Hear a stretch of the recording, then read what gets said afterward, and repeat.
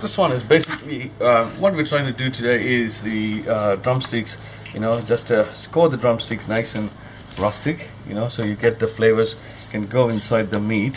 So very simple, quickly, kids come back from school, you don't have time to waste, you got this nice beautiful drumstick, wash them, clean them, chop off this extra bit. So what happens is releases the meat when it is roasting in the oven. So you can put whatever you want to roast this stuff, and it's easy, So today what I was thinking is I'll cut this, clean this, core this, and put some nice and spicy marination that can be served with some salad later or with some steamed rice, and then we can put it in the oven. So while this is getting roasted and done, we can get the other stuff happening. I'm talking and I'm biting my teeth, you can hear that. And it's very funny, when you work and your facial expression suddenly changes. Suddenly you're talking nicer than, and that's funny, especially when I'm stir frying and steaming or frying or anything. The steam is on your face. Okay, that's done. Look at this. How quick is that? Beautiful. So this one I got the chicken drumsticks here, and I want to show you something quick and easy that we can do. So I thought there is a spice that is available in Indian stores called chicken 65. I got it. I'll show you in a minute. So I'm just putting some lemon to get any any antiseptic, any antibiotic kind of a thing. Yeah, and so some salt.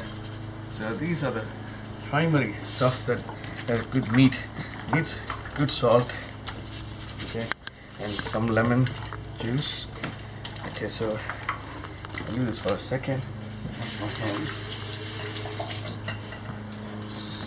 So this one is, we call it chicken 65 spice powder.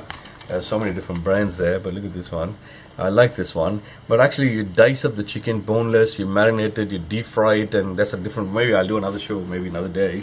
But this is what I do at home when I have guests or when I have kids coming back from school. I don't have time to muck around doing all that, and just chuck it. Beautiful. Look at this, ready spice. I don't normally like to use this powdered spice, but a lot of people are asking me, oh chef, what is the best way to use this powder stuff? Now there are a lot of chefs do a lot of stuff, but a couple of brands, you really need to understand this particular product is very popular in south part of India.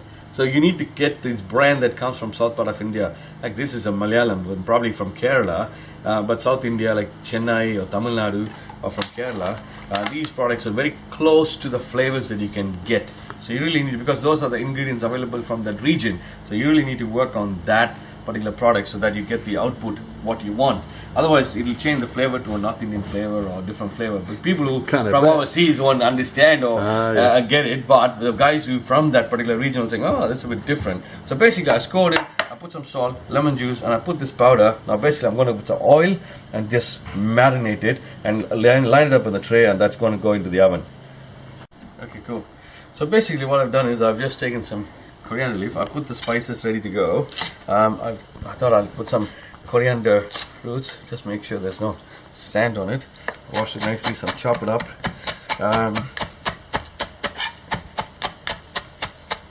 Okay, it's a rough chop, don't want to kill it too much, it's already dead. So you just chuck that in and gives a beautiful flavor. Hopefully people are not allergic to it. Just make sure that they're not allergic, because some people are allergic to cilantro. So what would be an alternative you could use instead of curry leaves? Curry leaves is a good one. I didn't bring some curry leaves. I have it in my garden, but I didn't bring it. And I'm just using some vegetable oil today. Basically, Shane was asking me why can't we put olive oil, but then the olive oil will change the flavor from an Indian flavor because that's not available in India. Italian flavor. Yeah, totally Italian flavor. So that's why we don't want to kill it. We want to keep it as original as possible. So I'm going to marinate it and then I'll line it up in a tray, which is here. So there's some nice tray which is just breadcrumb stuff, and then you want to put a bit of foil.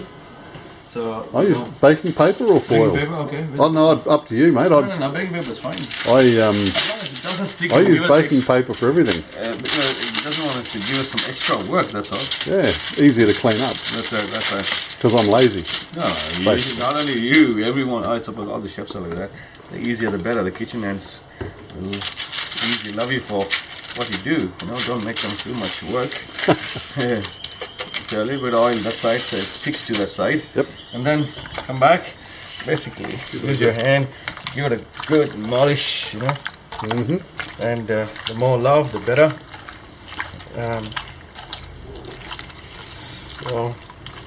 So that's nicely, and you know, don't throw the skin off, because skin gives a nice, keeps fatty and greasy.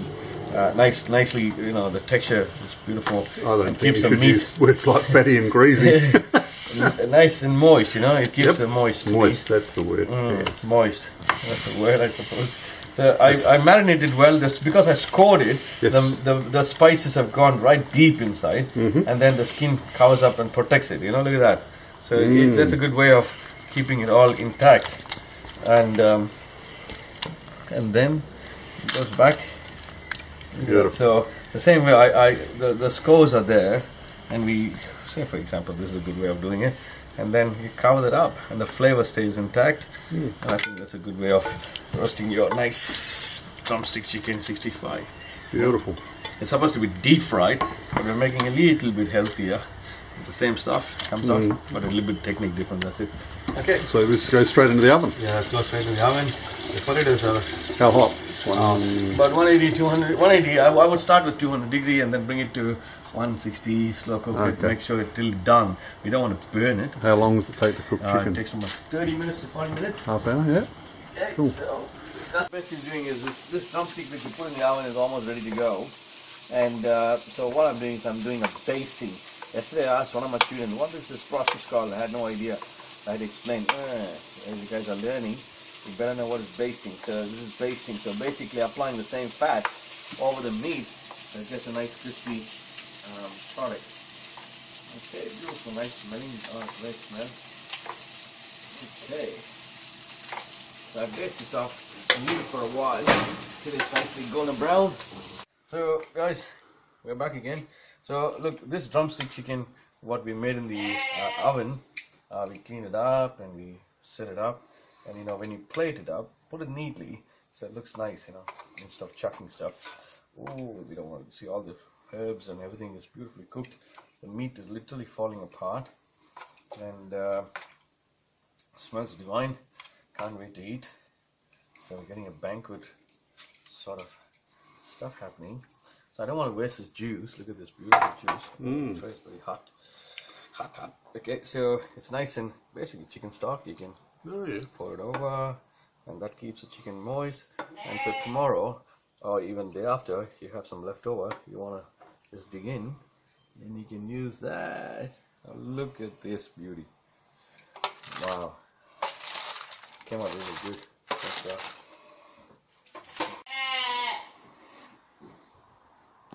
You know, I've got some banana leaf for that. What was that, mate? I'll do some magic with the plating up. Not bad, Shane, isn't it? Just 2 kilos drumstick. Under 20 bucks, 20 bucks, 25 bucks. That's amazing. And that's a hell of a feast.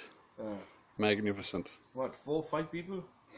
Oh, easily. Okay. Probably more. For a family of 5, it's a full-on feast, I guess.